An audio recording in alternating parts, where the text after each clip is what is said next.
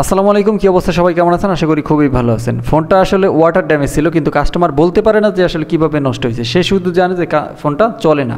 তো পরবর্তীতে আমি সেপারেটরের উপরে রাখার পর দেখলাম কুয়াশার মতো একটা ভাব চলে আসছে। পরবর্তীতে বুঝতে পারলাম যে আসলে এটা ওয়াটার ড্যামেজ ফোন।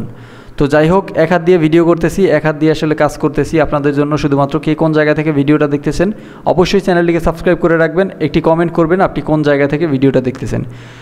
দ্বিতীয় কথা হচ্ছে, এইটা ওয়াটার ড্যামেজ ফোন, কিন্তু কাস্টমার জানে না। পরবর্তীতে দেখলাম যে আসলে ভিতরের অবস্থা খুব একটা ভালো না, এর আগে পরেও কাজ করানো হয়েছিল।